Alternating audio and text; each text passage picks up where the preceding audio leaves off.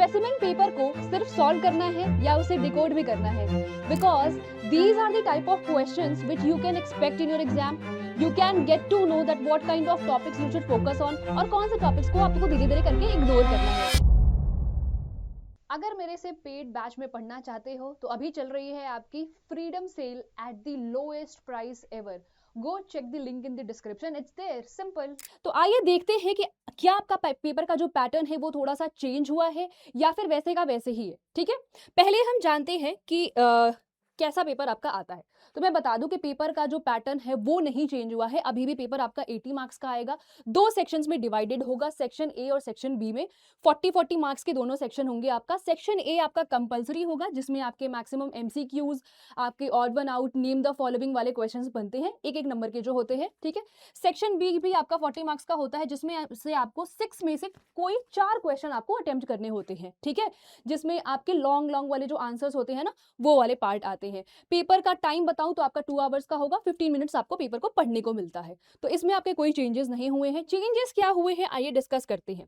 ठीक है, देखो पहले क्या होता था कि आपके जो रिकॉल बेस्ड क्वेश्चंस होते थे ना वो ज्यादा आते थे. ठीक है, एप्लीकेशन बेस्ड रहते थे बट इतने नहीं रहते थे. अभी आपको एक मेजर शिफ्ट देखने को मिला है कि एप्लीकेशन बेस्ड और एनालाइज वाले जो क्वेश्चंस जिसमें आपको खुद एनालाइज करना है और समझना है वैसे वाले क्वेश्चंस थोड़े आपके इंक्रीज हो गए हैं. तो घबराना मत, हम समझेंगे कि आपके लिए क्या अच्छा है इसमें. ठीक है, आपकी जो आईसीएसई जो है ना वो रोट लर्निंग को अवॉइड करके they are more focusing on your understanding part. तो इट्स बेटर कि आप भी अंडरस्टैंडिंग पर फोकस करना स्टार्ट कर दो. तो देखते हैं चैप्टर वाइज वेटेज क्या है आपका. जो क्वेश्चन की अगर हम बात करें तो मैक्सिमम हमेशा की तरह आपका ह्यूमन एनाटॉमी और फिजियोलॉजी वाली जो यूनिट है उससे मैक्सिमम क्वेश्चंस आपके पूछे गए हैं. स्पेसिमेन में भी ऑलमोस्ट 34 मार्क्स की बात 34 मार्क्स के क्वेश्चंस आपके आए हुए हैं. प्लांट फिजियोलॉजी से 28 मार्क्स. ठीक है, सेल बायोलॉजी यानी कि बेसिक बायोलॉजी से भी थोड़े मतलब ठीक ठाक क्वेश्चन है. और जो आपकी पॉपुलेशन और पॉल्यूशन और रिवॉल्यूशन की अगर हम बात करें तो 3 मार्क्स के क्वेश्चन है आपके इससे. ठीक है, सिमिलरली अगर हम सेक्शन बी की बात करें तो सेक्शन ए की अगर हम बात करें तो सेक्शन ए में आपका सबसे ज्यादा फोकस किया गया है ह्यूमन रिप्रोडक्टिव पे, सेंस ऑर्गन्स पे, एक्सक्रीटरी सिस्टम पे, सेल डिवीजन और जेनेटिक्स पे. ऐसा पहले नहीं होता था बट अब इन चैप्टर्स पे ज्यादा फोकस किया गया है. पहले आपका सर्कुलेटरी सिस्टम से ज्यादा आता था तो थोड़ा सा आपको भी शिफ्ट करना पड़ेगा. ठीक है, nervous system, circulatory system, absorption by roots और ट्रांसपीरेशन से आपके ऑलमोस्ट 11 मार्क्स के क्वेश्चन पूछे गए हैं सेक्शन ए में.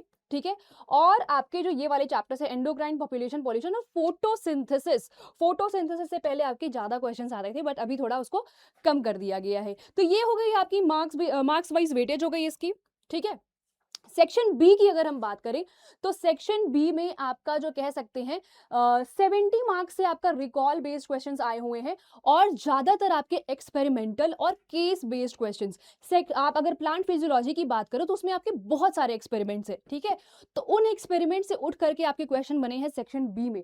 और भी सेक्शन बी में चेंजेस आए हैं जो हम आगे डिस्कस करेंगे, वो पॉजिटिव ही है, डोंट वरी, पॉजिटिव ही है. ठीक है, अगर चैप्टर वाइज वेटेज की बात करें तो प्लांट फिजियोलॉजी से 20 मार्क्स के, जेनेटिक्स एंड सेल डिवीजन के आपका 10 मार्क्स की, क्योंकि इससे आपके डायग्राम बेस्ड क्वेश्चंस भी बनते हैं जो कि सेक्शन बी में आए हुए हैं. पॉल्यूशन एंड पॉपुलेशन से 10 मार्क्स के, इवोल्यूशन, सेंस ऑर्गन और आपका सर्कुलेटरी से 8 मार्क्स का और एंडोक्राइन से आपके 7 मार्क्स के.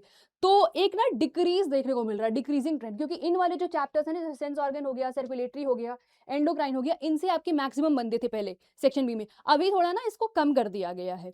तो ये एक शिफ्ट देखने को मिला है. बट अब जो क्या है कि जो नए क्वेश्चंस है ना वो क्वेश्चंस का पैटर्न भी चेंज हुआ है. तो किस किस तरह के क्वेश्चंस आपके बन रहे हैं वो समझते हैं. पहला है केस बेस्ड क्लिनिकल, यानी कि आपसे डायरेक्ट नहीं पूछेगा कि मिक्चुरेशन क्या होता है या फिर किडनी फेलियर क्या होता है, डायरेक्ट नहीं पूछा है. इसमें ना आपको एक कंडीशन दिखाई गई है कि कोई पर्सन है, उसको उसके अंदर ऐसे ऐसे सिम्टम्स दिखाई दे रहे हैं, तो आप बताओ कि ये किस चीज के सिम्टम्स हैं. ठीक है, यानी कि अगर आपको किसी टॉपिक की डीपर अंडरस्टैंडिंग होगी तभी आप ऐसे क्वेश्चन को आंसर कर पाओगे. दूसरा है अनकन्वेंशनल डायग्राम्स, यानी कि आपसे कह सकते हैं कि पहले आपको डायरेक्ट आ जाता था कि आप ना रूट हेयर का डायग्राम बना दो या फिर सेल साइकिल के जो आपके फेजेस होते हैं उसका डायग्राम बना दो. अब क्या है कि आपसे ना आपको दिया जा रहा है कोई एक डायग्राम, आपको उसको एनालाइज करना है, उसको आइडेंटिफाई करना है और उसको लेबल करना है. आपका पिछले साल भी ऐसा एक क्वेश्चन आया हुआ था बट अभी इस पर ज्यादा फोकस किया गया है आपका इस वाले पेपर में. तीसरा है environmental scenarios, similar to this one, जैसे कि आपके जो एनवायरमेंट, पॉल्यूशन हो गया, पॉपुलेशन हो गया, या फिर जो एक और आपकी यूनिट इवोल्यूशन। इससे ना आपकी ना कह सकते हैं कि आपको एक प्रॉब्लम बताई गई है, उस प्रॉब्लम को आइडेंटिफाई करना है, उस प्रॉब्लम से रिलेटेड आपको सोल्यूशन बताना है। तो ये भी आपका एक तरह से कहते हैं एनालिटिकल वाले पार्ट पर आ गया। चौथा है एक्सपेरिमेंटल लॉजिक, जो मैंने आपको बताया कि आपको बहुत सारे एक्सपेरिमेंटल सेटअप्स दिए जाएंगे, उसमें आपको बताना होगा कि कैसी कंडीशन में कैसा रिजल्ट आपको देखने को मिलेगा। इसलिए मैं कहती हूँ कि एक्सपेरिमेंट्स को अलग से पढ़ा करो, प्लांट फिजियोलॉजिकल एक्सपेरिमेंट्स को आप अलग से नोट बनाओगे, अलग से उसको पढ़ोगे, क्योंकि इस बार उस पर फोकस किया गया है। ठीक है, अच्छा, अब देखो एक मेजर शिफ्ट देखने को ये मिला है कि पहले क्या होता था कि कोई सेक्शन बी में आपका लॉन्ग क्वेश्चन आया तो एक ही टॉपिक से, एक ही चैप्टर से उठ करके आपके एक चैप्टर से आपको ए बी सी डी कई सारे क्वेश्चंस देखने को मिलते थे। अभी क्या किया है कि आपका पार्ट, मान लो एक क्वेश्चन है, उसका पार्ट ए किसी और चैप्टर से, बी किसी और चैप्टर से, सी किसी और चैप्टर से और डी किसी और चैप्टर से। ठीक है, तो मल्टीपल चैप्टर्स को कोलैबोरेट करके एक साथ करके आपका एक क्वेश्चन फ्रेम हो रहा है। तो देखो बच्चों, इसके फायदे भी ये हैं कि मान लो कि चलो तुमने ए वाला चैप्टर, एक चैप्टर तुमने इसको छोड़ दिया है, तो तुम ए पार्ट नहीं कर पाओगे, बाकी बी सी डी तो तुम आंसर कर दोगे ना। तुम्हारा पूरा पूरा 5 नंबर या 6 नंबर का अगर क्वेश्चन है तो पूरा नंबर तो नहीं तुम्हारा लूज होगा ना, at least you will gain something out of that. तो एक ये शिफ्ट देखने को मिला है, यही जो चैप्टर की बात करी जा रही है तुम्हारी यहाँ पर। ठीक है, और क्या है इसका मतलब, इसके लिए तुम्हारे ये फायदा ये है कि तुम कोई भी चैप्टर स्किप मत करना। ठीक है, अगर कोई भी चैप्टर स्किप करोगे ना तो एक जो 2 नंबर हो सकता है ना एक पार्ट में, वो तुम्हारा मतलब छूट सकता है। तो क्या टिप्स आपको फॉलो करने हैं कि सबसे पहले तो ह्यूमन फिजियोलॉजी को आप प्रायोरिटाइज कर लीजिए, क्योंकि आपने देखा 34 मार्क्स के क्वेश्चंस उससे आपके आए हुए हैं। ठीक है, तो उसको जल्दी से जल्दी आप कंप्लीट करिए, और बस अब व्हाट पर आपको फोकस नहीं करना है कि ये प्रोसेस क्या होती है, ये प्रोसेस क्यों होती है, कहाँ हो सकती है, कैसे हो सकती है। आपको पूरा उसको डीप डिग डाउन करना है और अच्छे से समझना है, यानी कि आपको कॉन्सेप्ट पर फोकस करना है। कॉन्सेप्ट के साथ साथ आपको कीवर्ड्स पर भी फोकस करना है, तभी आप एक आंसर को अच्छे से फ्रेम कर पाओगे। कॉन्सेप्ट एंड कीवर्ड्स को आप बिल्कुल वो बना लीजिए। एक्सपेक्ट अनकन्वेंशनल विजुअल्स, यानी कि थोड़े से ना क्यूरियस हो जाओ, थोड़े से ना उल्टे सीधे सवाल पूछो, जो भी हो सकता है ना, कि क्योंकि everything is about your body या फिर अबाउट योर एनवायरनमेंट।